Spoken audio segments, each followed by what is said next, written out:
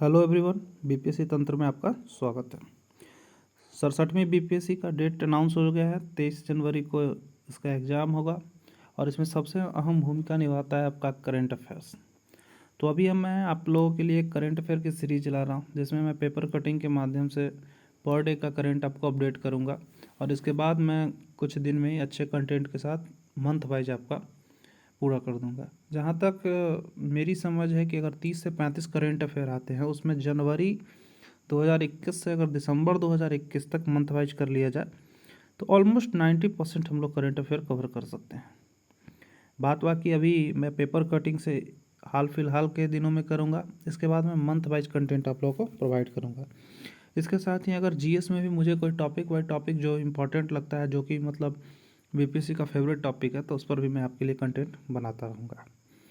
और ऑलमोस्ट मैंने 5 minutes per day लिखा है, तो ये ज़रूरी नहीं है कि 5 मिनट्स है। ऑलमोस्ट मेरा वीडियो जो होगा वो करेंट अफेयर में जैसा जैसा रहेगा वैसा रहेगा, तो 5 से 10 मिनट रहेगा। इसके बाद आप लोग स्पीड बढ़ा के भी देख सकते हैं। तो 5 मिनट मतलब पर डे, एक कहावत है ना कि 1 Apple a day keep doctors away, तो ऐसे ही 5 मिनट्स पर डे हम लोग देंगे। तो करेंट से अच्छा, सबसे बड़ी बात है कि करेंट्स को याद नहीं करना है, आप सिर्फ रूबरू होते जाइए। 5 मिनट इसमें, उसके बाद जब मैं मंथ वाइज करूँगा तो उसमें भी रिपीट हो जाएगा। और बात बाकी आप कोई अगर बुक फॉलो कर रहे हैं, स्पीडी एडिटोरिया या कोई भी, तो उसमें भी कवर हो जाएगा। तो फाइनल यही है कि हम लोग को अपना करंट लेके चलना है। उसके बाद जीएस ओरिएंटेड भी होगा तो हम लोग लेके चलेंगे। तो ज़्यादा टाइम नहीं लेते हुए शुरू करते हैं। आज सबसे पहली बात तो नमन है ऐसे पिता को। आज के पेपर में काफ़ी मार्मिक दृश्य रहा और सचमुच नमन है ऐसे पिता को जिन्हें अपने बेटे के शहादत पर गर्व होता है। और देश हमेशा भारी रहेगा ऐसे बेटों के लिए जो कि अपनी ज़िंदगी देश के नाम कुर्बान करते हैं। तो दिल से सैल्यूट करते हैं और शुरू करते हैं। तो आज का पहला जो टॉपिक है वो डॉक्टर शंकर नाथ झा, जिन्हें मिला है शिक्षा पुरस्कार। इसका नाम है मौलाना अबुल कलाम आज़ाद शिक्षा पुरस्कार। ध्यान देखिए कि ये सबसे बड़ा इससे जो क्वेश्चन होगा, देखिए जो पूरा का पूरा मेरा टॉपिक चलेगा वो पीटी ओरिएंटेड रहेगा। मेंस के समय फिर मेंस ओरिएंटेड करेंगे। और जो भी मेरे को पीटी फैक्ट लगेगा उसको मैं एक जगह संकलित कर रहा हूँ और आप लोग हो सके तो कहीं भी नोट कर लीजिए। अगर नोट नहीं भी करते हैं तो सिर्फ दिमाग से एक बार रूबरू होते जाइए। तो डॉक्टर शंकर नाथ झा को मिल रहा है पहला शिक्षा पुरस्कार मिला है। ये कहाँ के रहने वाले हैं, क्वेश्चन ये उठेगा। तो ये जमुई के रहने वाले हैं।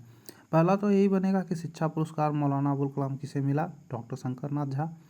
कहाँ के रहने वाले हैं, तो जमुई के रहने वाले हैं। फिर उसके बाद ये शिक्षा दिवस कब मनाया जाता है, तो 11 नवंबर को शिक्षा दिवस मनेगा। शिक्षा दिवस के दिन मुख्यमंत्री इसको देंगे। और कितनी राशि, तो 2.5 लाख रुपये, 2.5 लाख की राशि इनको अवार्डेड की जाएगी। और इनका योगदान जो है कहाँ है, तो दलित बस्तियों में मुसहर जाति को टोला बना के शिक्षित करते थे। एक टोला से अभियान शुरू किया था, अभी 55 टोला तक इनका पहुंच गया है।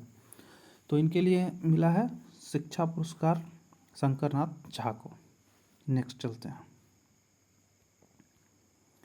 नेक्स्ट है, अभी आप सब देख रहे हैं कि भारत में कोयले का किल्लत चल रहा है। हर जगह इलेक्ट्रिसिटी में देखिए या जो भी लगी, तो ऐसे तो पूरा का पूरा है मेंस ओरिएंटेड है। बट इसमें मुझे पीटी का फैक्ट ये लगा कि भारत में अभी तक 281 कोल पावर प्लांट है और एक क्वेश्चन पूछ सकता है। बात बाकी तो आप देख ही लेंगे कि अभी आपका चल रहा है इटली में, तो वहाँ भी कुछ लिया जाए। लेकिन ये याद रखिएगा पीटी ओरिएंटेड है कि 281 कोल पावर प्लांट है। नेक्स्ट, ये भी काफ़ी इम्पॉर्टेंट है आपके लिए। एक किताब लिखी गई है the fractured Himalaya, India Tibet China 1949 to 62। इसे लिखा गया है निरुपमा राय, जो कि पूर्व विदेशी सचिव रह चुकी है।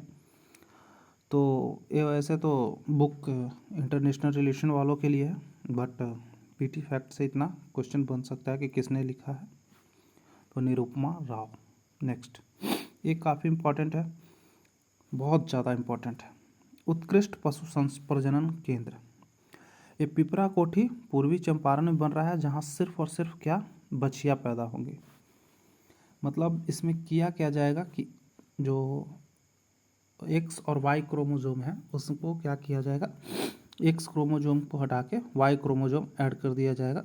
तो जब एक्स और वाई होगा, सॉरी माफ़ कीजिएगा, कि जब एक्स और एक्स होगा तब जाके बच्चियाँ पैदा होगी, एक्स और वाई होगा तब नर पैदा होगा। तो ये किया जाएगा। और ये कहाँ मेन इम्पॉर्टेंट है कि कहाँ हो रहा है, तो पूर्वी चंपारण में।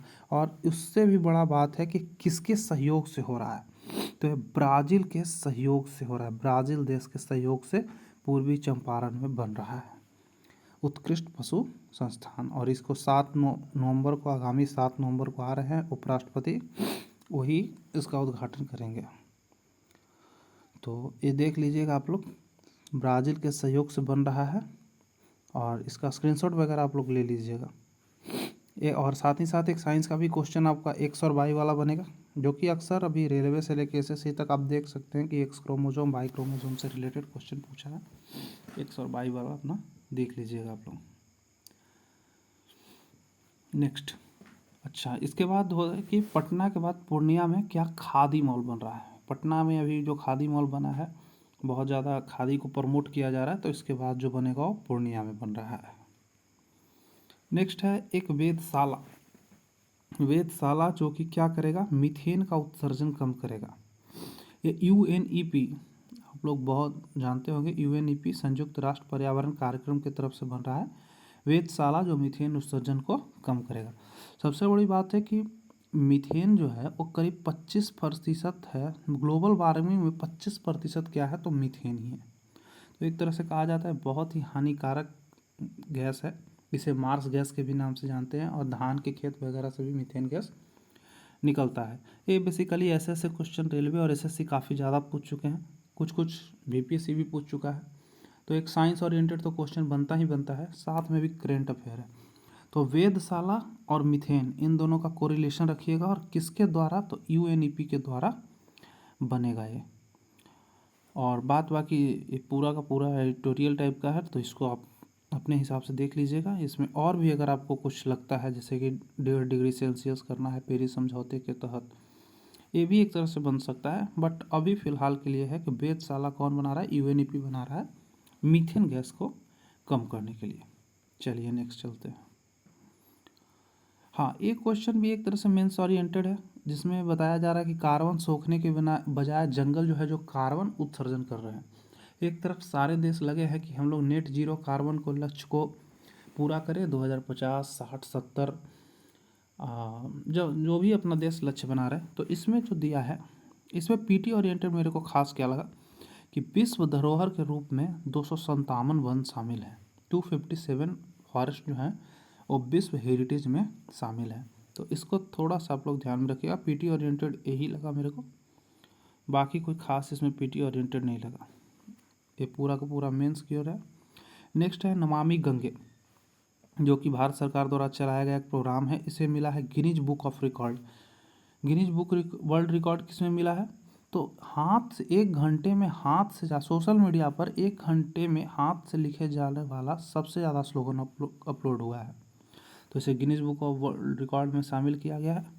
तो ये क्वेश्चन तो खैर बनता है। चलिए अब नेक्स्ट शुरू करते हैं। हाँ, वैक्स, ये क्वेश्चन भी काफ़ी ज़्यादा इंपॉर्टेंट है कि वैक्सीन का छोटा रूप, आगे वाला जो बात है वैक्स, वो बना है क्या, ऑक्सफोर्ड का word of the year. Oxford का वर्ड ऑफ ईयर से बहुत इंपॉर्टेंट है। और इसके साथ एक और बात आप नोट कर लीजिएगा कि सीनियर एडिटर उसकी कौन है, फियोना मैप्सन। और वैक्स बना है। तो वैक्स से रिलेटेड थोड़ी और इन्फॉर्मेशन है कि वैक्स वर्ड का यूज कहाँ हुआ था, तो 1980 में पहली बार वैक्स वर्ड का यूज हुआ था। और कौन किए थे, तो याद रखिए फादर ऑफ इम्यूनोलॉजी, यानी कि टीकाकरण के जिनको हम लोग पिता कहते हैं, एडवर्ड जेनर। 1799 में पोलियो का भी टीका शायद यही लाए थे, तो एडवर्ड जेनर इसको पहली बार यूज किए थे। नेक्स्ट, हाँ ये भी काफ़ी इम्पोर्टेंट है। सबसे बड़ी बात है कि गंगेटिक डॉल्फिन, जो कि गंगा में पाया जाने वाला डॉल्फिन है, वो एक तरह से समझिए कि बहुत इम्पोर्टेंट है। इसको वर्ल्ड हेरिटेज में भी शामिल कर रखा गया है। तो इसकी क्या होगी कि गिनती होगी। 2018 में गिनती हुई थी, 1464 थी, अभी न्यू गिनती होने वाली है। अच्छा, ये जो गिनती होगी ये कहाँ से कहाँ तक होगी, तो यहाँ पर आप लोग देखिए कि डॉल्फिन की साइटिंग का जो क्षेत्र है और वाल्मीकि नगर स्थित त्रिवेणी बराज से लेकर हाजीपुर, ये मोस्ट इम्पॉर्टेंट है। त्रिवेणी बराज से लेकर के वाल्मीकि नगर के त्रिवेणी बराज से लेकर के हाजीपुर तक किया गया। तो ये सबसे बड़ी बात है कि साइटिंग क्षेत्र कहाँ कहाँ है, तो वाल्मीकि नगर के त्रिवेणी बराज से लेकर के हाजीपुर तक के हैं। और अभी तक कितने डॉल्फिन हैं, तो 1464 अभी हैं। और नेक्स्ट अब इस बार जो भी होगा, और इस बार जो प्रक्रिया अपनाई जा रही है ये भी इम्पॉर्टेंट हो सकता है। डायरेक्ट काउंट मेथड से इस बार क्या हो रहा है, गणना हो रही है, जो कि भी इम्पॉर्टेंट है। और कहाँ से कहाँ तक है तो वो देखना है। सबसे बड़ी बात है कि 3 देश में ही पाए जाते हैं, 3 देश के ही जो भी कहिए, नेपाल, भारत और बांग्लादेश में ये तीनों हो रहा है। और सबसे बड़ी बात है कि साफ़ पानी में रहते हैं, जो गंगेटिक डॉल्फिन होते हैं ये साफ़ पानी में रहते हैं। तो आज के लिए बस इतना ही काफ़ी है। एक बार आप खुद से देख लीजिए, जो भी आपको स्क्रीनशॉट ले लीजिए। देखिए क्या होता है कि कुछ कुछ पॉइंट होते हैं जो पीटी ओरिएंटेड होते हैं, फैक्ट होते हैं, तो कुछ कुछ छूट जाते हैं, तो आप अपने हिसाब से एक बार पढ़ लीजिएगा। और इसे मैं पर डे कोशिश करूँगा कि जो भी मेरे को लगता है कि नहीं ये बेटर है तो उसे मैं ले आऊँगा। और इसी तरह हम लोग करते हैं और 67वीं को ख़त्म करते हैं। चलिए।